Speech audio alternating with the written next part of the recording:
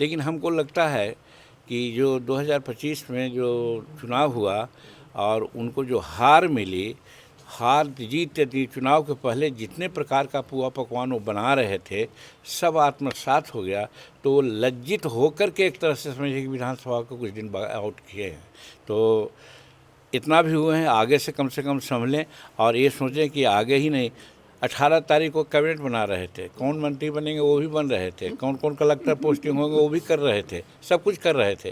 तो जो इतना हाई सोच रहा था और एकाएक चला गया नीचे, तो उसको शर्म करते हैं, लज्जा करते हैं, उसके माने मुंह दिखाने लायक नहीं है, इसलिए शायद ऐसा उन्होंने किया है।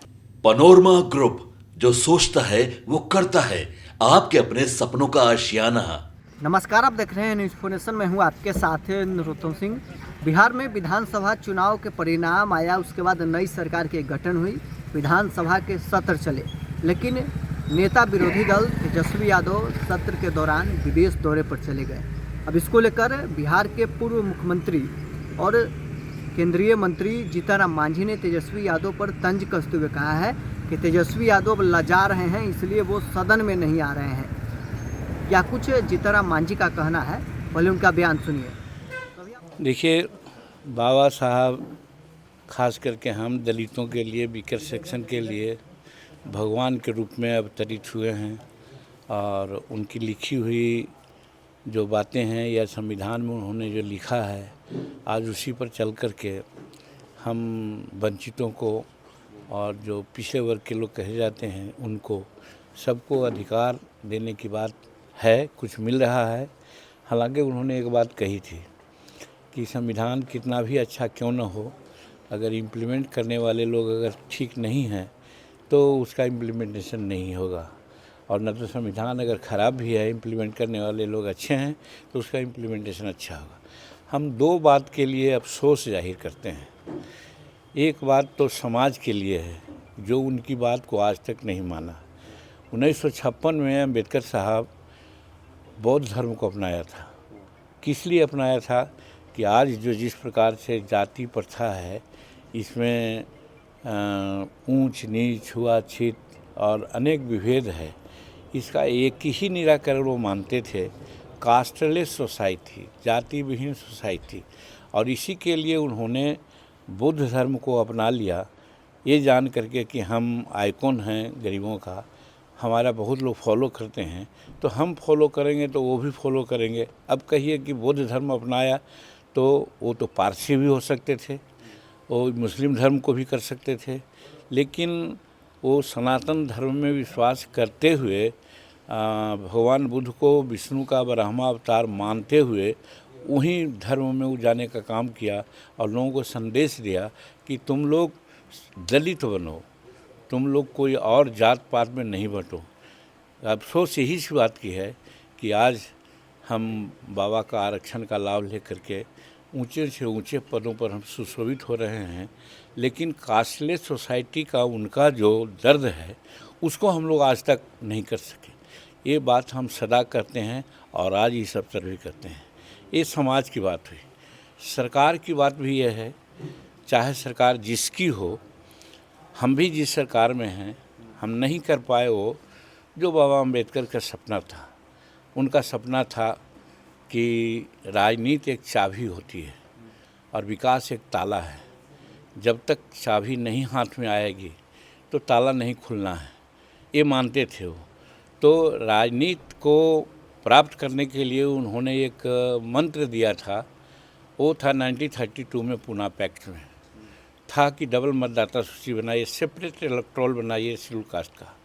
आज करीब 75 वर्ष आज कॉन्स्टिट्यूशन लागू होने का हो गया, आज तक इस पर कोई चर्चा नहीं करता है। अगर कहीं हम गच्चे चर्चा करते हैं तो शायद हमको लोग पागल ही लोग बोलता होगा, लेकिन जब तक सेपरेट इलेक्टोरल शेड्यूल कास्ट के लिए नहीं होगा तो ये जो कुछ समाज में लोग हैं, चाहे पिछड़ा वर्ग के हों चाहे फॉरवर्ड वर्ग के लोग हों, हम लोगों को दबाए रखते हैं, हम लोगों का अधिकार को वो छीनते हैं। वोटर उनका कम है लेकिन काम ज़्यादा ले लेते हैं, जिससे हमारे गरीब तबके के लोगों का काम नहीं हो पाता है। और यही कारण है कि आज हमारे दलित वर्ग के लोग में वो उन्नति नहीं हुई जिसकी सपना हमारे बाबा अम्बेडकर ने देखा था। तो ये दो तरह की बातें हैं, इसको हम आज उनके पुनर्निर्माण दिवस पर बनाते हैं, रस्म अदायगी कर रहे हैं। लेकिन हमको इन दोनों बातों के लिए संकल्प लेना चाहिए, और अगर ये दोनों बात हम लोग संकल्पित ले हो जाते हैं तो निश्चित है कि शेड्यूल कास्ट जो दलित है उसका विकास होगा, भारत भी मजबूत। देखिए, अतिक्रमण जो भी कहीं हुआ है वो गलत है, और बजरिए नोटिस दे करके उनको जो हटाया जा रहा है उसमें कहीं कोई दिक्कत नहीं है। हाँ, एक बात है, सुप्रीम कोर्ट ने भी कहा है कि जब तक पुनर्वासित आप न कर दीजिए, वैकल्पिक जो उनका इंतज़ाम नहीं कीजिए, तब तक उनको नहीं हटाइए। तो इस बात को जैसा कि सुनने में आया है कि बिहार सरकार इस पर भी एक्टिवली काम कर रही है कि उनको बसाने का भी काम है। लेकिन एक चीज़ ज़रूर कहना चाहते हैं कि बुलडोज़र जो प्रायः चल रहा है, तो सड़कों पर अगल बगल में जो छोटे मोटे लोग कारोबारी हैं वो कर रहे हैं, उनको हटाया जा रहा है। लेकिन सरकारी ज़मीन पर जो मॉल बना लिए हैं, चौथा पाँचवा तल्ला का मकान बना लिए हैं, पहले उस पर हंस देना चाहिए था। वो अगर होता तो ये वाला अपने आप ये लोग निकल जाते, तब फिर किसी विरोधी को कहने के लिए कुछ नहीं होता। मेरा ये सुझाव है सरकार से। अच्छा, बिहार विधानसभा का सेशन चला सर, पर नेता प्रतिपक्ष 2 दिन के बाद बाकी 3 दिन जो है गायब रहे, नहीं आए सदन में, क्या कहिएगा? देखिए, नेता प्रतिपक्ष हम समझते हैं कि गैर जिम्मेदार आदमी हैं, और राजनीति तो करते हैं लेकिन गैर जिम्मेदाराना बात प्रायः बोलते रहते हैं, जिसका कोई ये नहीं है।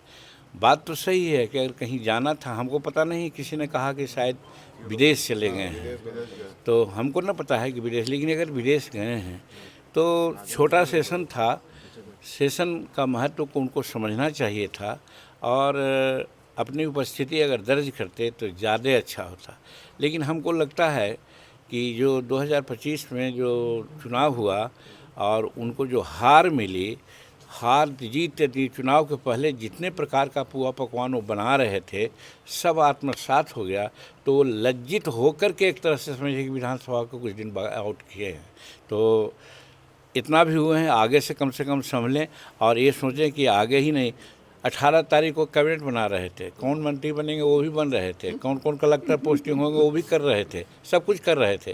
तो जो इतना हाई सोच रहा था, एकाएक चला गया नीचे, तो उसको शर्म करते हैं, लज्जा करते हैं, उसके माने मुंह दिखाने लायक नहीं है, इसलिए शायद ऐसा उन्होंने किया है। तो अभी आपने सुना पूर्व मुख्यमंत्री व केंद्रीय मंत्री जीतन राम तेजस्वी यादव पर तंज कसते हुए कहा है कि तेजस्वी बल्ला जा रहे हैं, इसीलिए वो सदन में नहीं आ रहे हैं। पहले अब ख्वाब पाल के बैठे थे कि हम शपथ लेने जा रहे हैं, मंत्री बनेंगे, कौन कौन विभाग लेंगे ये भी तय कर लिए थे, लेकिन अब जब परिणाम आया तो सीधे ऊपर से नीचे गिर गए, इसलिए तेजस्वी बल्ला जा रहे हैं। इसके कारण वो सदन में अपना चेहरा नहीं दिखाना चाहते हैं। बहरहाल में इतना ही, आप बने रहे न्यूज़ 24 के साथ।